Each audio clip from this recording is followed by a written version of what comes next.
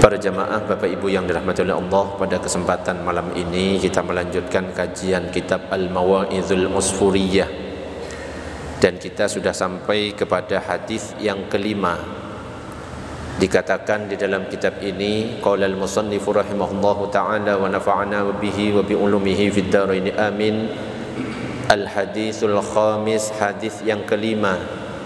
Dikatakan bahwa Sayyidina Abi Dzar Al-Ghifari radhiyallahu anhu, beliau berkata bahwa beliau itu pernah bertanya kepada Rasulullah sallallahu alaihi wasallam. Dikatakan, ya Rasulullah, wahai Rasulullah, alimni amalan, ajarkan kepadaku suatu amalan, yuqarribuni, yang mendekatkan aku ilal jannah, kepada surga, wa yuba'iduni, dan menjauhkan aku minan nar, dari neraka. Jadi Abu Dzar Al-Ghifari minta satu amalan kepada Rasulullah, di mana amalan ini kalau diamalkan bisa mendekatkan ke dalam surga dan bisa menjauhkan dari neraka. Qal, maka Rasulullah sallallahu alaihi wasallam bersabda, idza amilta sayyi'atan, kata Nabi, apabila kamu berbuat keburukan, fa'atbiha hasanatan, maka jangan lupa ikuti atau iringi dengan kebaikan. Jadi kalau kita sudah pernah berbuat buruk, jangan sampai ditinggalkan kebaikan untuk mengimbangi perbuatan buruk kita. Kebaikan yang kita lakukan itu bisa menghapus keburukan-keburukan yang kita lakukan. Tapi ingat, kecuali dosa besar. Ya, misalkan dosa kecil, dengan kita melakukan kebaikan, misalnya berwudu atau menjaga wudu dan lain sebagainya, maka wudu itu akan menghilangkan dosa-dosa kecil. Tapi nggak bisa kalau misalkan untuk menghilangkan dosa besar. Dosa besar itu hanya bisa dihilangkan dengan cara bertaubat, dengan cara taubatan nasuha. Nabi mengatakan, kalau kamu berbuat buruk, iringi dengan kebaikan, kata Nabi. Kemudian Sayyidina Abi Dzar Al-Ghifari berkata, aminal hasanati qawlu la ilaha illallah, ya Rasulullah, bagaimana kalau saya mengucapkan lafaz la ilaha illallah, apakah itu termasuk suatu kebaikan? Maka Rasulullah menjawab, na'am, ya, hiya ahsanul hasanat, bahwa kalimat la ilaha illallah itu adalah sebaik-baiknya amal kebaikan. Jadi kalau ada kebaikan,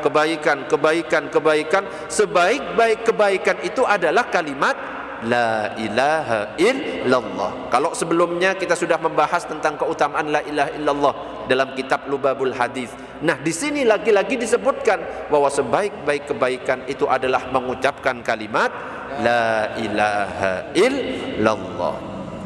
Maka selaras dengan hadis ini diceritakan sebuah kisah. Anna rajulan, ada seorang laki-laki, di mana laki-laki itu wukuf di Arafah dan di tangannya itu terdapat 7 batu. Faqad ashhidu anni inda rabbina bi anni ashhadu an la ilaha illallah wa anna muhammadar rasulullah. Kemudian orang laki-laki itu yang memegang batu 7 buah itu berkata, kalian bersaksilah kepadaku wahai batu di hadapan Tuhan kami dengan persaksian bahwa saya bersaksi bahwa tidak ada Tuhan selain Allah, Muhammad adalah utusan Allah. Suatu ketika diceritakan, fanamah, lelaki itu tidur. Faro'a fil manam, kemudian bermimpi laki-laki itu, kama yaron naim, sebagaimana orang-orang lain bermimpi. Ka'annal qiyamah qad qamat, bahwa kiamat itu tiba. Wa annahu husiba fawajabat lahun nar, kemudian dia dihisap, ternyata setelah dihisap keburukannya lebih banyak sehingga dipastikan dia itu masuk neraka di dalam mimpinya. Fa akhadathul malaikah, maka para malaikat langsung menangkapnya karena dia itu sudah dipastikan ketika dihisap masuk neraka, ditangkap oleh malaikat. Falamma dhahabu bihi ila babin nar, lalu tatkala malaikat itu pergi dengan membawa laki-laki itu ke pintu neraka. Jadi ditangkap, dibawa ke pintu neraka. Maka tiba-tiba ketika sudah mau dilemparkan, tiba-tiba ada batu besar menghalangi pintu neraka yang didatangi oleh malaikat untuk mau melemparkan laki-laki itu. Sehingga apa? Malaikat-malaikat yang sudah siap melempar itu berkumpul untuk mengangkat batu itu. Ternyata nggak ada yang mampu mengangkat batu itu. Malaikat berkumpul kemudian nggak mampu mengangkat batu itu. Akhirnya apa? Tsumma siqa bihi ila babin akhar. Malaikat itu akhirnya menggiring lelaki itu ke pintu yang lain. Di pintu ini nggak bisa, nyari pintu neraka yang lain. Lagi-lagi ketika mau ngelempar laki-laki itu, batu besar datang nutupi pintu itu. Ngumpul lagi malaikat ingin mengangkat batu itu, gak mampu lagi. Falam yaqdiril malaika ala raf'ihi, dikatakan dalam kitab ini malaikat tidak mampu untuk mengangkat batu itu, sehingga malaikat itu menggiring laki-laki itu ke pintu-pintu yang lain sampai 7 pintu. Semua pintu itu tertutup oleh batu, dan malaikat lagi-lagi gak bisa mengangkat batu itu. Akhirnya apa? Tsumma siqa bihi ila tahtal arsy. Karena malaikatnya sudah bingung, ini mau diletakkan, mau dilempar ke neraka pintu yang mana, tidak bisa. Akhirnya malaikat itu menggiring laki-laki itu ke bawah ars. Faqalatil malaikah, maka kemudian malaikat itu berkata, Rabbana, wahai Tuhanku, anta ta'lamu bi amri abdika, bahwa engkau itu lebih mengetahui tentang persoalan hambamu. Wa inna la najidu lahu sabilan ilan nar, kami ini tidak menemukan untuk laki ini satu jalan untuk ke dalam neraka. Bertanya kepada Allah malaikat. Faqala ar-rabbu, maka Allah berfirman, abdi, hai hambaku, ashhadtil ahjaru falam tudayyi haqqaka. Hai hambaku, batu-batu itu telah bersaksi kepadamu, maka batu itu tidak menyia-nyiakan hakmu, katanya Allah. Maka bagaimana aku akan menyia-nyiakan hakmu sementara aku zat yang menyaksikan terhadap persaksianmu itu? Padahal orang ini hanya mempersaksikan dirinya bahwa dia itu menyatakan bahwa tidak ada Tuhan selain Allah, Muhammad utusan Allah, kepada 7 batu. Ternyata batu itu menyelamatkannya nanti di hari kiamat. Akhirnya apa? Kalau batu itu saja mempersaksikanmu, apalagi saya, zat yang maha mempersaksikan, saya mempersaksikan dia juga. Maka akhirnya Allah mengatakan, udkhuluhul jannah, malaikat masukkan dia ke dalam surga. Ternyata falamma qarraba min babil jannah, tatkala ia telah dekat dari pintu surga, idzan abwabuha mughlaqatun, ternyata pintunya tertutup.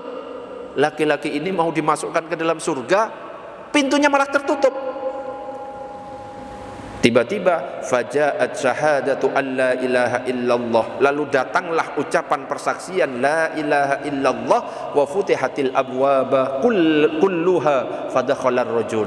Akhirnya setelah datang kalimat la ilaha illallah, pintu-pintu surga itu semuanya terbuka dan laki-laki itu bebas masuk dari pintu mana saja. Makanya kalau kita pernah dengar miftahul jannah la ilaha illallah, kunci surga itu adalah kalimat la ilaha illallah. Nah ini ya keutamaan dari la ilaha illallah, melengkapi kajian kitab Lubabul Hadis yang pernah saya jelaskan sebelumnya. Ini satu kisah. Ada lagi satu kisah lagi, diriwayatkan oleh seorang imam yang zuhud, bahwa beliau berkata, inna Musa salawatullahi alaihi naja rabbahu, pernah Nabi Musa itu bermunajat kepada Tuhannya. Faqala, lalu beliau berkata, ya Rabbi khalaqta khalqan, wahai Tuhanku, engkau telah menciptakan makhluk. Wa rabbaitahum bi ni'matika wa rizkika, engkau telah memelihara mereka dengan pemberian nikmatmu dan rizkimu. Thumma taj'aluhum yaumal qiyamah fi narika, kemudian mengapa engkau menempatkan mereka pada hari kiamat di nerakamu? Menciptakan manusia, menciptakan makhluk, diberi rizki, diberikan nikmat, ternyata sama Allah ada yang dimasukkan ke dalam neraka. Kenapa? Nanya Nabi Musa, kok gak dimasukkan ke dalam surga saja semuanya? Wong itu ciptaanmu semuanya, katanya Nabi Musa. Maka fa'auhallahu ta'ala ilaih, maka Allah Ta'ala mewahyukan kepada beliau, ya Musa, wahai Musa, kum, bangkitlah, katanya Allah. Fazra' zar'an, maka tanamlah benih tanaman. Nabi Musa suruh bangkit, suruh menanam benih tanaman. Melakukan Nabi Musa, nanam benih tanaman sampai tumbuh semuanya. Waktu panen tiba, dipanen oleh Nabi Musa. Ketika dipanen selesai, ditanya oleh Allah, wahai Musa, yang kamu panen itu yang mana? Saya manen yang baik-baik. Lah terus kok ada yang ditinggalkan, kata Allah. Itu yang gak baik-baik saya tinggalkan. Paham maksudnya? Ya, ketika Nabi Musa panen, hasil panen yang baik itu diambil sama Nabi Musa. Ada sebagian yang ditinggal. Ditanya, kenapa kamu meninggalkan sebagian itu, kok gak dimasukkan semuanya saja? Itu yang tidak ada baik, yang tidak baik sama sekali. Ya Allah, saya tinggalkan. Akhirnya Allah mengatakan, begitu juga dengan saya. Saya menciptakan makhluk, ya, yang punya kebaikan saya masukkan ke dalam neraka, yang tidak punya kebaikan sama sekali saya tinggalkan. Ya apa kebalik ya? Kebalik. Untung Pak Herman gak ngantuk. Yang punya kebaikan dimasukkan ke dalam surga, yang tidak ada kebaikan sama sekali dimasukkan ke dalam neraka. Faham dah maksudnya? Gambarannya. Ya, kalau kita nanam sesuatu yang baik pasti diambil. Yang busuk, yang kotor dan lain sebagainya dibuang, ditinggal, betul? Begitu juga dengan Allah. Permisalannya seperti itu. Saya menciptakan makhluk yang baik-baik saya masukkan ke dalam surga, yang jelek, yang tidak punya kebaikan sama sekali saya tinggalkan di dalam neraka.